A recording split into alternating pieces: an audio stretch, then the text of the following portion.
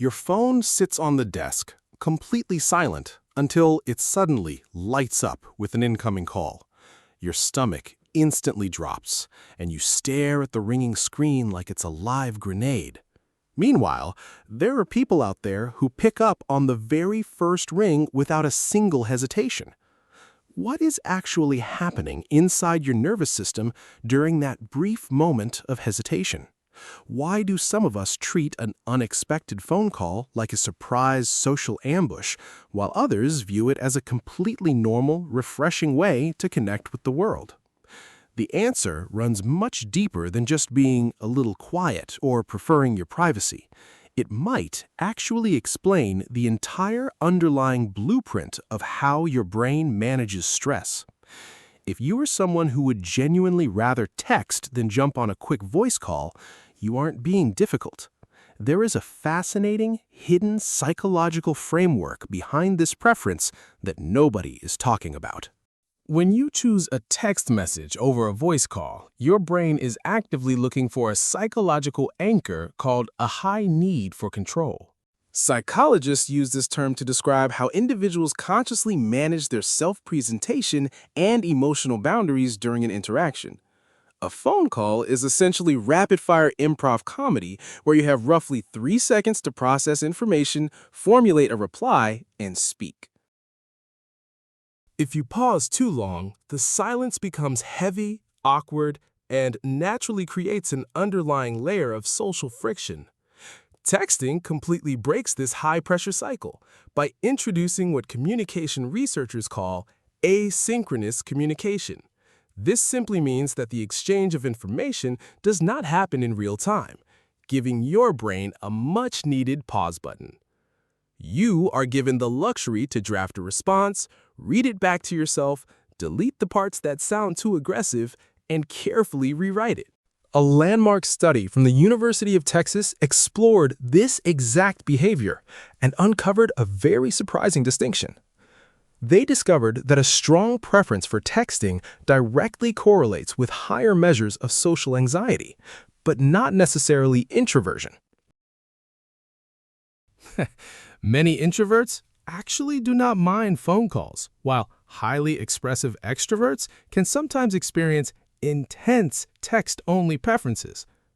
The divide isn't about how much you love people. It is entirely about how your mind protects its own self-presentation from chaos. When you text, you are acting as an editor of your own thoughts, shielding your nervous system from the unpredictability of a live performance. Think back to the last time you tried to solve a completely minor issue with someone who absolutely loves the phone. You sent a short, practical text message asking a simple question about a grocery list or meeting time. 2 seconds later, your phone begins vibrating violently in your hand, overriding whatever you were currently doing. You watch the name flash across the glass screen, and you feel a strange, immediate wave of exhaustion hit you. You know exactly what happens if you answer that line right now. A conversation that should have taken 10 seconds of reading will now transform into a 10-minute live event. You will have to navigate their vocal energy, laugh at their small jokes, and find a polite way to eventually escape. So, you let it ring out, wait exactly 4 minutes, and then send a text saying, "Sorry, missed you, what's up?" It is a silent, invisible dance that millions of us play every single day just to keep our sanity intact. You aren't trying to ignore the person on the other end. You are simply trying to protect your focus from being hijacked. To truly understand why this interaction feels so jarring, we have to look at the work of Dr. Sherry Turkle from MIT. She has spent decades researching digital sociology and discovered that phone calls demand a state called spontaneous intimacy. A voice call forces you to bring your raw, unedited emotional self to the table the exact second the line connects. If you are having a terrible afternoon or if you are completely exhausted, your vocal cords will naturally betray your true state. Texting, on the other hand, allows for an entirely different psychological framework known as considered intimacy. This gives your brain the necessary structural space to step back, regulate your emotions, and engage only when you feel genuinely ready. When you remove the demand for instant vocal feedback, you drastically reduce the immediate cognitive load on the brain's prefrontal cortex. On a phone call, you aren't just listening to words. Your brain is working in overdrive to decode paralinguistic cues. You are constantly processing pitch, rhythm, micropauses, and volume shifts just to ensure you aren't misinterpreting the speaker's intent. This constant real-time decoding requires a massive amount of mental energy that a text message simply bypasses entirely.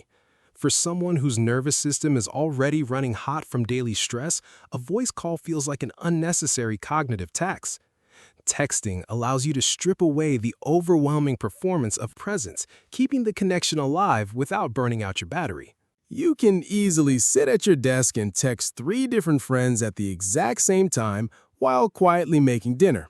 It feels light, manageable, and completely integrated into the natural flow of your evening, without causing any friction. But if one of those friends switches to a voice call, the entire room suddenly shifts and everything else has to stop. You find yourself pacing back and forth across the kitchen rug, staring at the floorboards, completely locked into their world. You watch the minutes tick by on the screen, and you can literally feel your internal battery slowly draining away. By the time you finally hang up the phone, you sit down in the quiet room feeling completely hollowed out.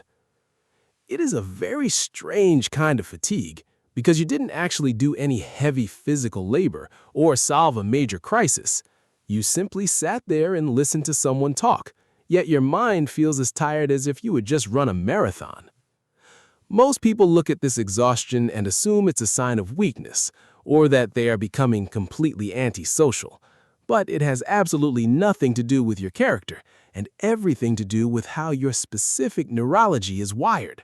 This specific type of exhaustion is directly tied to your brain's unique neurological baseline and how it handles attention residue. For individuals with ADHD, a traditional phone call demands sustained, highly linear attention. That can feel intensely constricting. Their minds naturally process information in a non-linear format, preferring to jump between multiple concepts simultaneously. Texting perfectly accommodates this style because it lets them address the second point you made before expanding on the first one. For autistic individuals, a live voice call often requires an immense amount of cognitive masking to maintain neurotypical social rhythms. They are forced to manually pace their responses, consciously modulate their tone, and analyze abstract vocal expressions all at once. Texting brilliantly eliminates 3 out of these 4 complex challenges, leaving them free to focus purely on the actual message. However, there is an incredible psychological plot twist when we look closely at the opposing side of this communication divide. The individuals who absolutely crave phone calls are often driven by a distinct phenomenon known as text anxiety paralysis. When they look at a flat text message, their brains struggle deeply with the complete absence of clear paralinguistic cues.